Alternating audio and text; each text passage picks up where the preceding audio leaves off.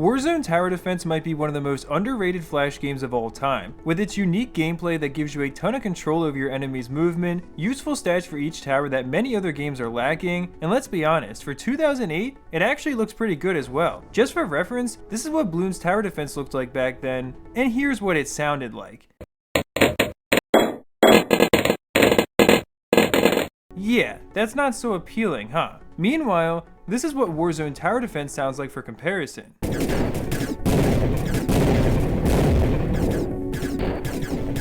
I'm not saying it's perfect, but still, I find it crazy that this game never got a sequel. To be fair, I am playing on the extended edition, which actually came out in 2009, but other than that, there's never been a follow-up made. While we're on the main menu, let me show you all the game modes that are available. There's no easy or hard mode per se, but if you find the default gameplay too difficult, you can choose quick cash mode to give yourself faster income generation, and on the flip side, there's also game modes that restrict the number of towers you can use or start you with a fixed amount of money to add an additional layer of challenge to the base gameplay. But the two game modes I find most interesting are 2x cash, 2x difficulty, and accelerated play. Both of them manage to make the game more difficult while giving you a theoretically even trade-off. 2x cash and difficulty is exactly what it sounds like, where you get double the income generation, but enemies have double the health. And it doesn't sound like this would change much, but the strategy definitely becomes a lot different, with it actually making sense to trap lots of enemies together so you can use the bomb against all of them at once. That's because a bomb does 10,000 damage to everything in its blast radius for only 150 credits, which means you end up profiting every time you use it in this mode, as long as you destroy multiple enemies. Accelerated play is a little different, as it works by actually cutting the enemy's health in half, but doubling their speed in order to make up for it. There is also a timer in this game, and when it hits 0, the next wave of enemies comes out, and that actually goes twice as fast in this mode as well. I actually found this one to be the most challenging by far because I'm not very good at reacting to faster rounds, I guess. This game also features several different maps to choose from, and there are a couple I want to highlight for you. My Little Fortress is an interesting one because it includes basically zero obstructions, other than the rock walls around your base and a couple other random rocks that are dispersed throughout the map. This allows enemies to take a pretty direct path to your base, which isn't helped by the fact that it's smack dab in the middle of the map as well. In case you were wondering why I don't just plug both of these open holes with wall pieces, well, the game developer actually considered that, so you can never make your base completely inaccessible. But as long as the enemies can eventually get there, you're free to do whatever else you'd like, which for me included blocking off the bottom like you just saw, and then building a maze at the top that forces the enemies to travel way further while getting shot at. That also makes the tower called the pulse emitter much more effective, as it does a ton of damage and can hit every enemy around it, but it also fires incredibly slowly, at only once every 6 seconds, and it has a very limited range as well. So a maze can force enemies to slowly travel around it, which is the perfect scenario for the pulse emitter to deal max damage. Another map I wanted to show you is Red Planet, which also places your base in the center, but instead of being the most open map in the game, this one is actually the most cluttered. So I found it makes more sense not to worry much about building walls, and instead place your towers strategically to block off the most direct paths to your base, so the enemies have to travel around lots of obstacles in order to reach it. I think it's so cool being able to influence the path they take, because most tower defense games have a predetermined path that enemies will always follow, which you have no control over whatsoever. And honestly, having that much control would have made this game too easy if the developer hadn't had the foresight to include the timer I was talking about a minute ago. This prevents you from having a bunch of time between each round to set up the perfect defense unless you're already really accustomed with the game. It's also really important to note that you also have to face airplanes, which obviously can just fly right over the obstacles anyways, so that provides some additional balance. Although each map does give you the option to only play against grounded units if you'd like to truly go into the ultra late game. I just have to say, it really is a shame how this style of flash game tower defense didn't catch on. I really enjoy BTD, it's what my channel is focused on, and hey, I think that sub button is calling your name. But I'm just imagining what Warzone TD6 would be like when the first one already did so many things right. The map I'm playing on right now is called Dustbow, and it's one of 2 maps in this game that actually has you defending 2 bases at once, and if either one gets blown up, you lose. But you don't really have to defend both bases at the same time, at least not how you might think. The wall up here is forcing all the enemies to head to the bottom of the map, and naturally, they're all going to try to attack the base that's closer to them.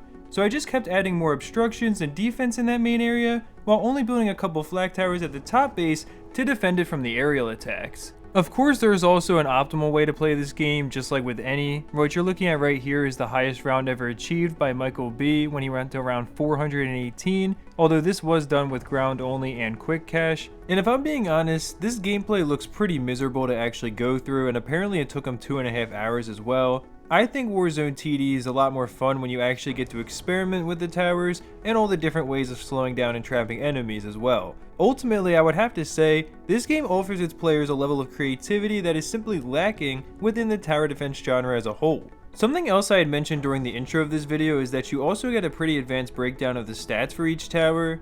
I think the most valuable of these has to be the damage and the fire rate, as having them together allows you to quickly determine the damage per second that each tower does, which you can then compare to its price. This is how I figured out the flag tower is by far the best way to deal with airplanes, and it's important to mention that some towers have the limitation of only being able to attack ground units, while this one actually is the opposite. It's one of 2 towers that can only attack aerial units. So you might be inclined to think the machine gun is actually better at first, since it's the cheapest tower in the game, and it can actually attack both aerial and grounded units, until you realize that for 250 credits, it does 48 damage per second.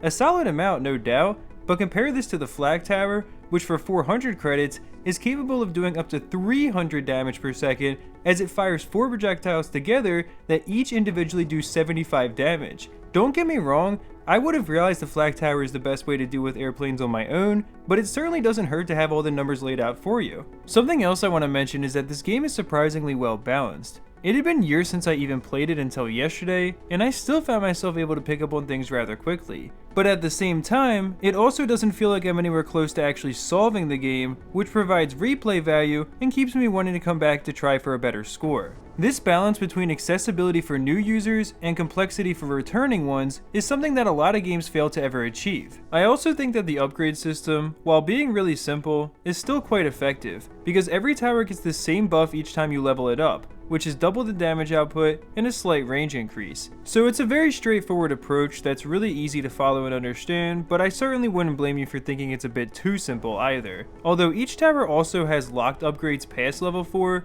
like the machine gun can turn into a Vulcan cannon, which increases the range much more substantially and brings the DPS from 384 all the way up to 1152 by increasing both damage and fire rate. The plasma cannon becomes heavy plasma, which at first it doesn't look any different than the level 4 upgrade, as it does double the damage and does a small increase to the range, until you realize it adds a blast radius to the projectile as well. This would make the plasma cannon similar to the heavy cannon, but without any of the weaknesses, because the heavy cannon has a really slow projectile and a terrible fire rate at once every 6 seconds.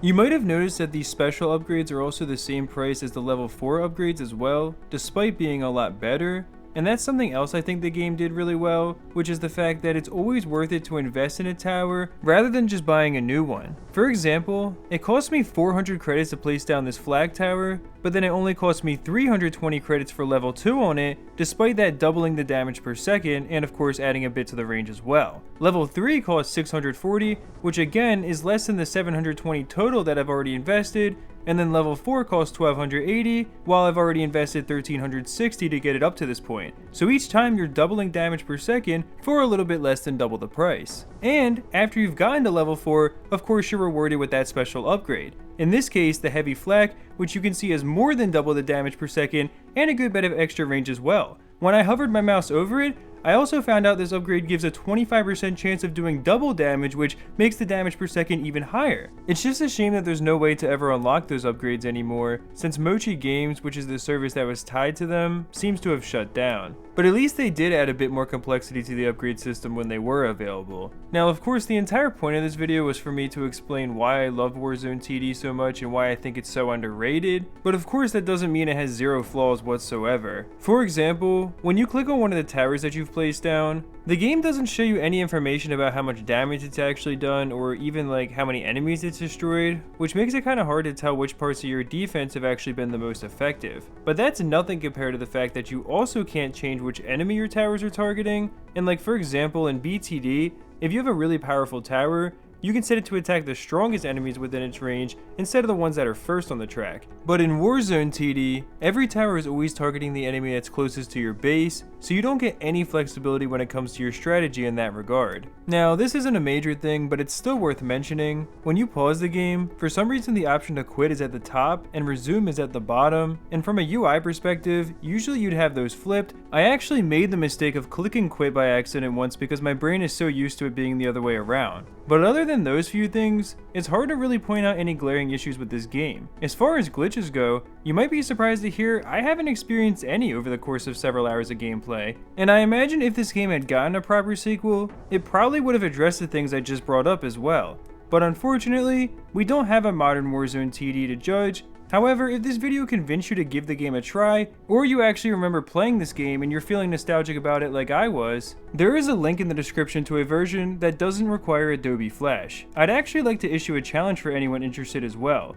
Try and reach the highest round you can, but you're not allowed to sell anything, which nullifies the most popular strategy of buying and selling wall pieces to keep sending your enemies back and forth, and also, you can't play on a ground-only version of a map either.